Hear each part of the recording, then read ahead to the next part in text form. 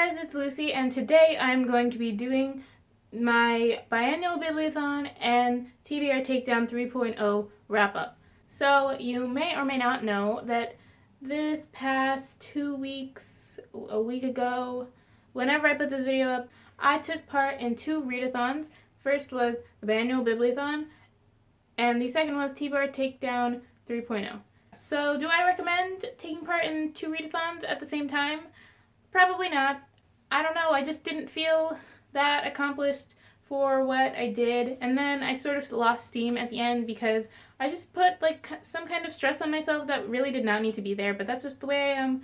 And then like even putting all the books together for the challenges, I felt kind of like I was cheating. I had to double up on challenges, obviously, or else there was no way I would have read anything if I tried to complete every single challenge with 1 book per challenge. Like that definitely wouldn't have happened. And then I ended up only reading 5 books, which was not my goal of 7 books. Yeah, so if I had 14, that would have been crazy. But both the readathons were very fun in their own right. So today I'm going to talk about the books that I read during that week, or 8 days, because it was the 3rd to the 10th. So as I said, I read 5 books. My goal, which I talked about in my TBR video, which I will link down below, I said I wanted to try and read 7 books in 9 days. It was actually only 8 days. I don't know how to count. Yeah, so it wasn't my goal, but I did have a good time. So I'm just going to talk about those books, and then I'll say what challenges I completed with those books and what readathon the challenges were for, and I'll talk about the book and blah blah blah. Overall, I completed 4 challenges for the Biannual Bibliothon and 3 challenges for the TBR Takedown. The first 2 books I read as ebooks on my phone because I do that a lot. And the first book was Soundless by Rochelle Mead, which completed 2 challenges for the Biannual Bibliothon. It was read the group book, because Soundless was the group book for the Biannual Bibliothon, and read a book that's been recommended to you more than once. People on BookTube have talked about the book. I've watched the people on BookTube talk about the book, therefore it has been recommended to me. Soundless is a standalone fantasy novel based on Chinese folklore. It is about a girl who lives in a very remote village at the top of a cliff, and everyone in this village cannot hear. They all communicate using sign language and visual cues and things like that. And then the way this village, since it is very remote and is on top of a cliff, is able to survive is they have a mine with very rich metals and like minerals and stuff that they send down a line to somewhere they don't know, and then the linekeeper sends them food and things for them to live on. And then slowly this village has been getting less and less food in return for their metals, and so they're slowly going hungry, and they're dealing with that issue. And then our main character somehow gets her hearing back, and then it kind of rolls on from there. So I enjoyed this book. I gave it 4 stars. It wasn't very much of a fantasy novel, although I did enjoy it, but I felt like the fantasy elements didn't really come into the end. Up until then, it was just kind of like a story about a girl in a village. And there is a romance in this, which was pretty cute. I read Beauty Queens by Libba Bray, which completed the challenge of read a book from your favorite genre for the Biannual Bibliothon. My favorite genre is contemporary. I don't know, I've never really given it much thought, but I guess contemporary is my favorite genre because I don't really read a lot else. Beauty Queens is about a group of girls who take part in beauty pageants, and they're on their way to a beauty pageant, and then their plane crashes and they're all stranded on an island, and it just kind of takes place from there. I enjoyed the book. I gave it 3.5 stars. It's a pretty ridiculous book, which I kind of knew going in, but I hadn't realized how ridiculous, so it's pretty funny. I enjoyed it. Sometimes it got a little too ridiculous for me, which is why I gave it 3.5 stars instead of 4 stars. But yeah, and I am planning to do a review on this book, so if you want to hear even more of my thoughts, I will leave the review down below. It will probably not be up by the time this video is up. And the last book that I read for the Biannual Bibliothon was New Moon by Stephanie Meyer. This completed the challenge to reread your favorite book in a series and to read a book over 300 pages.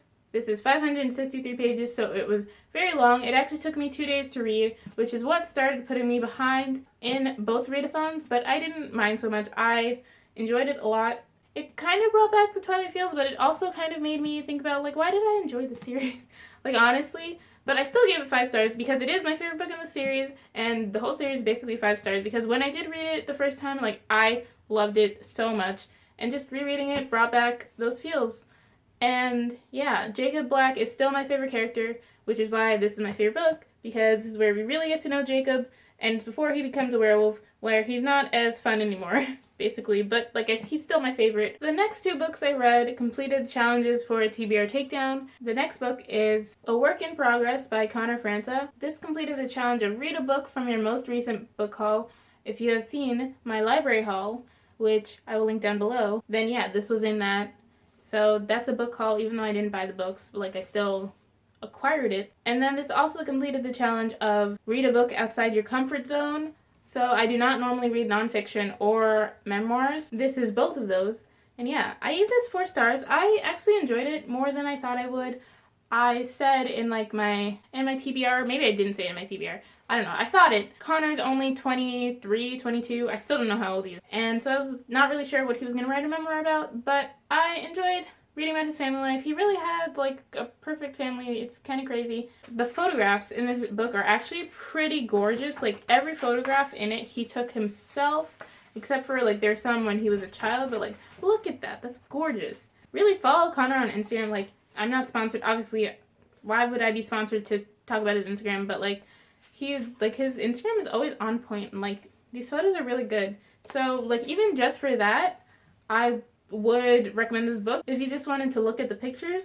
But yeah, the words inside aren't like bad at all. Like I enjoyed it, but I'm not sure if you enjoy it if you didn't care at all about Connor. The last book I read for both these readathons, but specifically for TBR Takedown 3.0, was Gathering Blue by Lois Lowry. This is the second book in the Giver Quartet. The Giver Quartet is only very loosely related to each other. They're very companion novels, but like really companion novels. Like this one didn't really seem to have anything to do with The Giver until probably the very end, and even then you're not really sure. I enjoyed it. I gave it 4 stars. It didn't bother me that it didn't really have much to do with The Giver because I expected that going in. It's about a girl named Kira who has a physical disability with her leg, and it's twisted, which I'm not really sure what that means. Like, is it physically twisted or like, I don't know. But it makes it hard for her to walk, especially without a cane. She ends up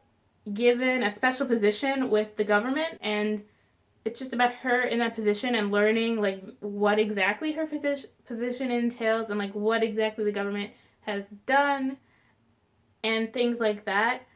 And yeah, I really enjoyed it. There was one issue I had with it, which wasn't really that much of an issue, but there's this kind of naming, I don't know what to call it, but like the way they give names is based on your age. So when you're born, you're given a 1-syllable name, and then as you get older, you get more syllables added on. So since Kira has 2 syllables, she is older than someone who has 1 syllable, but I didn't really understand because it's not really as fleshed out. It's just like, oh, this person has 4 syllables, so they must be really wise, but you don't really know how old they are. And like I didn't know how old Kira was at all in this book, and I don't really think it mattered, but it just would have been nice to be more clear. So those are all the books that I read during the Biannual Bibliothon and the TBR Takedown 3.0. If you took part in those readathons and have a wrap-up up, please let me know in the comments down below. If you like this video, please be sure to give it a like.